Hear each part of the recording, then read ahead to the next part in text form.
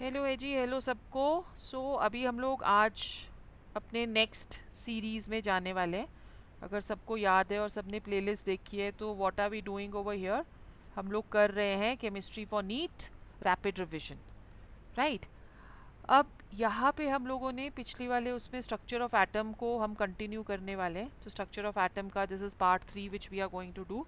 Telegram channel को आप follow कर सकते हो और इसके थ्रू ये जो हमारा नीट का रैपिड रिवीजन चला हुआ है, इसमें बहुत सारी चीज़ें जो हैं जो आपको नहीं समझ में आई हैं कि शॉर्टकट्स आपने किस तरह से लेने हैं या क्वेश्चंस आपने किस तरह से सॉल्व करने हैं, कौन सी चीज़ें इंपॉर्टेंट है एक पर्टिकुलर चैप्टर में, वो सब आपको इससे समझ आ सकती है। So this is going to help you score higher in your NEET. Keep following this playlist.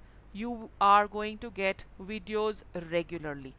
तो आज का जो हमारा टॉपिक है बच्चों, बोहर्स मॉडल है। बहुत इम्पॉर्टेंट टॉपिक है, इसमें से डेफिनेटली हम लोगों को एक क्वेश्चन नीट में आता है। तो इसको आपने बहुत अच्छे से समझना है, इसके फॉर्मूले जो हैं उनको बहुत अच्छे से लर्न करने हैं और बहुत सारे क्वेश्चंस इस सेक्शन में से प्रैक्टिस करने हैं। So when we are going to Bohr's model, तो सबसे पहले क्विकली रिवाइज करते हैं कि बोहर्स मॉडल के पोस्टुलेट्स क्या है। बोहर्स मॉडल क्या बोलता है? वो बोलता है कि इलेक्ट्रॉन्स जो हैं they are in continuous motion around the nucleus in closed orbits of definite energy. इसी से क्वांटाइजेशन ऑफ एनर्जी जो है that also came into existence. तो स्टेशनरी स्टेट होता है जिसमें कि इलेक्ट्रॉन मूव करता है around the orbit and this is known as shells. So अगर हम लोग शेल्स ले रहे हैं तो shells were named as K, L, M and N, right. और उस पे जो प्रिंसिपल शेल की वैल्यू होती है, for K n is equal to 1, for L n is equal to 2, for M l is equal to 3 and for N n is equal to 4 and so on. जैसे जैसे distance shell का increase होता है from the nucleus, energy भी increase होगी। So that means if you talking of energies over here, तो n1 की energy is going to be least. So this is how the energy is also going to increase. Then each stationary orbit is associated with a definite amount of energy. Let's say कि हम लोग इस energy को ले रहे हैं E। तो अगर n1 है तो उसकी एनर्जी हो जाएगी E1। जब तक इलेक्ट्रॉन उसमें घूमता रहेगा फर्स्ट शेल में, it will have E1 as the energy. फिर हो गई हमारे पास E2। E2 के बाद हमारे पास थर्ड लेवल की एनर्जी कितनी हो गई? E3, E4। और हमने बोला जैसे जैसे इलेक्ट्रॉन न्यूक्लियस से दूर जाता है वैसे वैसे एनर्जी इंक्रीज होती है। तो energy is going to increase in this manner. और we can also say that energy is inversely proportional to the square of the principal shell, that is n, right. इससे हमारा कोई भी न्यूमेरिकल जो है वो बन सकता है। अब क्योंकि इस तरह से हम बोल रहे हैं कि ई जो है that is inversely proportional to n ka square. So this led to the fact that the energy difference delta E, जो energy difference होगा delta E between two successive levels,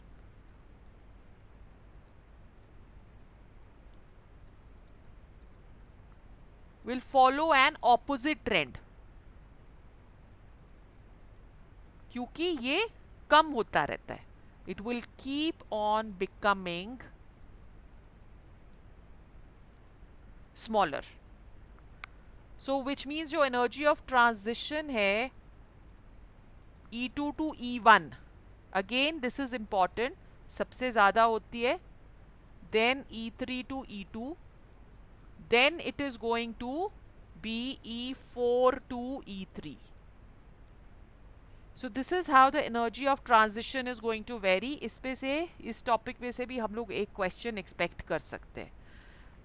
now जो डेल्टा E होता है that is going to be equal to energy of the higher level minus energy of the lower level, and according to Planck's E is equal to h nu, so this will become equal to h nu will become equal to h c upon lambda. अब इसमें से भी हम question expect कर सकते हैं अगर आपको एनर्जी सेकेंड लेवल की और फर्स्ट लेवल की दी है और लेमडा फाइंड करना है। So this is the formula which you are going to use. इसी के बेसिस पे हम डिफाइन करते हैं इमिशन स्पेक्ट्रम।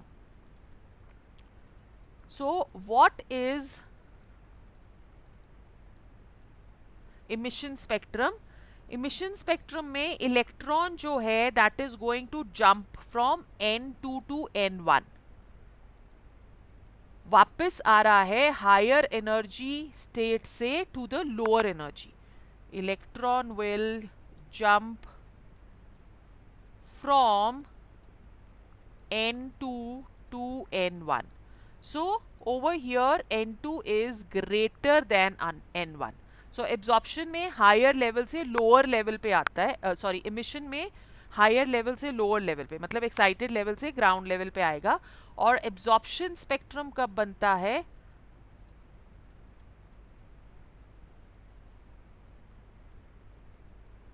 एब्जॉर्प्शन स्पेक्ट्रम तब बनेगा जब इलेक्ट्रॉन एक्साइट होता है from N1 to N2। So electron excites from N1 to N2। Over here also याद रखो कि N2 is always greater than N1। Then one very important concept जो कि बोहर मॉडल से हमें पता चला था, that was the angular momentum. So you know that according to Bohr the angular momentum is an integral multiple of h upon 2 pi. So यहाँ पे अगर हम लोग बोले कि एंगुलर मोमेंटम जो होता है, बिकॉज रेडियस सर्कुलर है, तो angular momentum will be equal to momentum of inertia और मोमेंट ऑफ इनर्शिया, जिसको हम लोग डिनोट करते हैं by I, into angular velocity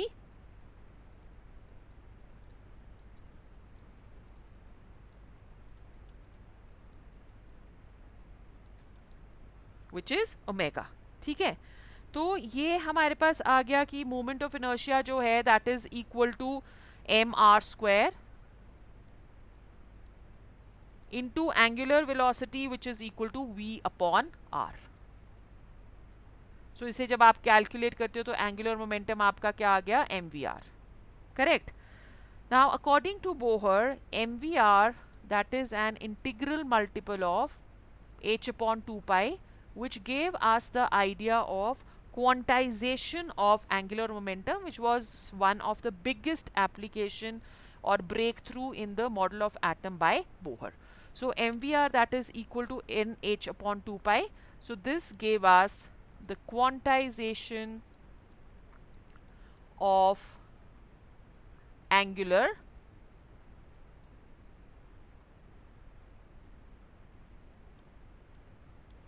momentum, right? Now Bohr की जो इक्वेशन थी दैट इज mvr, ये जो हमने इक्वेशन यहाँ पे ली है कि mvr that is equal to nh upon 2 pi. So इससे बहुत सारे important results they came into existence. Like for example हम लोग एक हाइड्रोजन एटम कंसिडर कर रहे हैं। For hydrogen atom let's say that उसका जो इलेक्ट्रॉन है, the mass of the electron that is equal to m, and charge of the revolving electron that is equal to E. अब as hydrogen has one proton, तो इसके पास unit positive charge होगा, unit positive charge. ठीक है, तो मास of the electron हमने ले लिया n, चार्ज हमने ले लिया E, और जो रेडियस है that is going to be r। Now ये जो इलेक्ट्रॉन है जिसके पास न्यूक्लियस के पास वन पॉजिटिव यूनिट चार्ज है, that is moving with the tangential velocity. तो ये जो टेंजेंशियल वेलोसिटी है इसे हम कंसिडर कर लेते हैं as v, right, and distance from the nucleus is taken as r।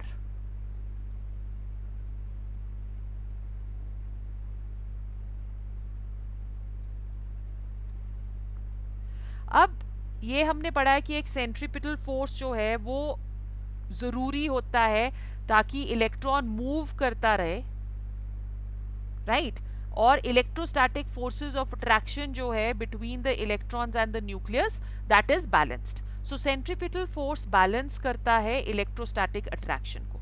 तो मतलब ये हुआ कि हमारा सेंट्रीपिटल फोर्स जो है that should be equal to the electrostatic attraction. So that can be given by the relation E square upon R square, which is equal to mv square upon R.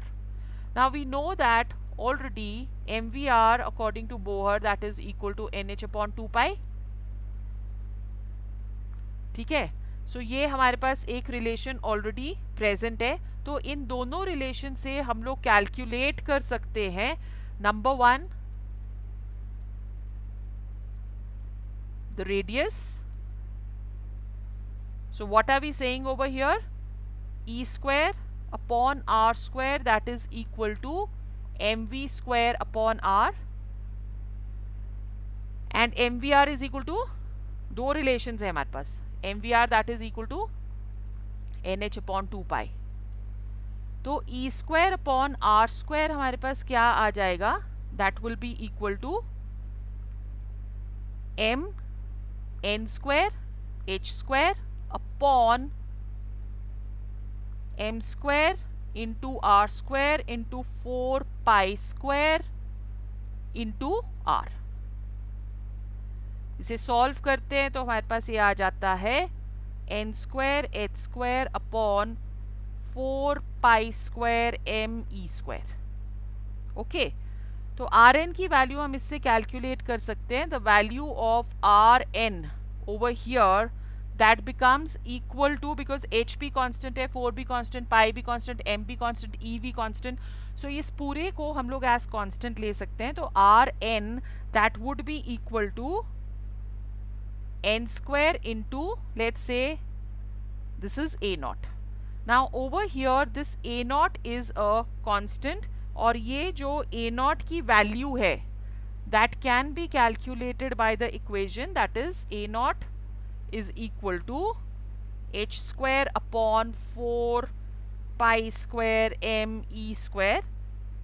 So a naught on calculation becomes equal to 0.529 angstrom. Therefore, the value of Rn that will become 0.529 into n square Armstrong. This is how you will calculate the radius.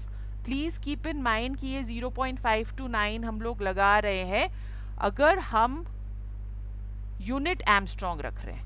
If conversion is required, please do the same. Okay. अब अगर हम hydrogen like atoms लेते हैं तो for hydrogen like atoms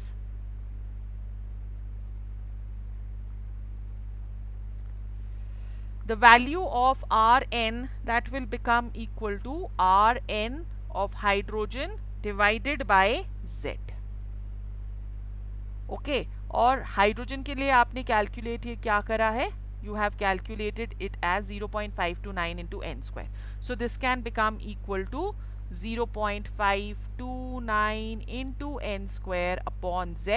This is for hydrogen like atoms. Hydrogen like atoms are those which are going to have only one electron. So one electron systems के लिए आप इसलिए इस तरह से कैलकुलेट कर सकते हो. और Z तो आपको पता है ना, Z क्या होता है, पता है कि नहीं? It is the atomic number. So ये एक important concept है जिसमें से हम लोग क्वेश्चन एक्सपेक्ट कर सकते हैं डेफिनेटली. फिर उसके बाद हमारे पास सेकंड जो हम कैलकुलेशन करते हैं that is for velocity. Now velocity Vn, velocity in the nth level of an electron, that is 2 pi e square upon nh. So you can put the values of 2 pi e square nh. So this will become on calculation, this becomes equal to 2.18 into 10 raised to power 8 upon n. Now this is in centimeters. Okay, so centimeters में आपने velocity इस तरह से calculate कर लेनी है। और for hydrogen like atoms हमको एटॉमिक नंबर को भी कंसिडर करना पड़ता है। For hydrogen like atoms, velocity that will become equal to 2.18 into 10 raised to power 8 upon n into z। बच्चों ये वाला टॉपिक सबसे इम्पॉर्टेंट टॉपिक है। सो इसको आपको बहुत बारी करना है, इसमें से क्वेश्चंस भी आपको बहुत सारे सॉल्व करने। Okay, then we come to time required to complete one revolution.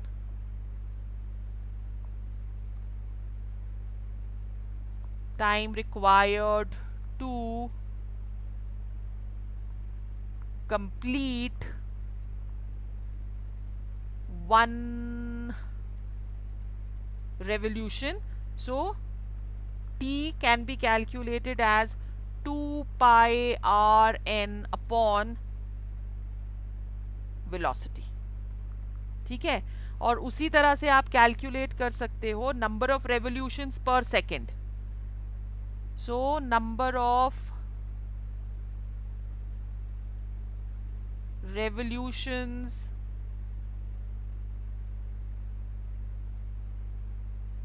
per second, that is equal to 4n upon 2 pi r n, right? So we've come across a lot of formula over here। एक और बहुत ही important जो formula है, that is to calculate the energy। ये one of the most important, radius और energy one of the most important है जिसमें से हम लोग क्वेश्चन एक्सपेक्ट करते हैं। तो हमें ऑलरेडी पता है कि टोटल एनर्जी क्या होती है, that is equal to potential energy plus kinetic energy. ठीक है, so total energy of an electron then that can be calculated in electron volt, which would be minus 13.6 upon n square electron volt। Generally आपको यही unit आता है। अगर आपको for hydrogen like atoms calculate करना है तो अगेन हमें क्या करना पड़ेगा, z कंसिडर करना पड़ेगा। Okay, so that will become equal to minus 13.6 upon n square into z square electron volt।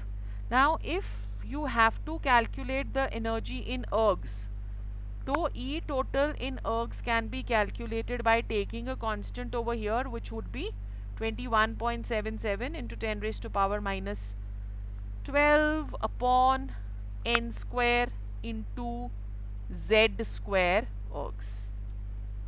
ठीक है, फिर समटाइम्स आपको क्वेश्चन आता है to calculate the value of lambda. So उसके लिए हम लोग रिडबिक इक्वेशन को कंसिडर करते हैं। तो हमें पता है कि delta E that is equal to what, h nu, and this is equal to E n two minus E n one. We also say that delta E is equal to h c upon lambda. So this equation will become 2 pi square m e raised to power 4 upon h square, 1 upon n1 square minus 1 upon n2 square। Wave number is equal to 1 upon lambda, so that would be equal to, अब यहाँ पे h और c constant है तो हम इसको नीचे इस साइड अगर ले आते हैं तो 1 अपॉन लेमडा की वैल्यू क्या आ जाएगी, 2 pi square m e 4, h और c को हम नीचे ले आए तो it will become C H cube 1 upon n1 square minus 1 upon n2 square. Please remember confuse नहीं होना है, n2 is always greater than n1। चाहे कुछ भी लिखा हो कि वो ग्राउंड स्टेट से एक्साइटेड में जा रहा है या एक्साइटेड से ग्राउंड स्टेट में आ रहा है, हमेशा n2 की वैल्यू ग्रेटर देन n1 ही लेनी है आपने। तो इसे जब हम कैलकुलेट करते तो 1 upon lambda that will be equal to 1.096 into 10 raise to power 5, 1 upon n1 square minus 1 upon n2 square. ठीक है, और इसका unit is going to be per centimetre. इसको हम लोग आर लेते हैं, which is the Rydberg constant, also taken as R in some of the books. So आज का हमारा टॉपिक होता है ख़त्म. बोहर्स मॉडल हो गया है हमारा ख़त्म. प्लीज़ ये सारे के सारे एक्सप्रेशंस बहुत ही ज़्यादा इंपॉर्टेंट है, तो इनको बहुत अच्छे से आपने करने हैं for the question practice which will come soon. I shall see you again soon. Till that time, keep practicing.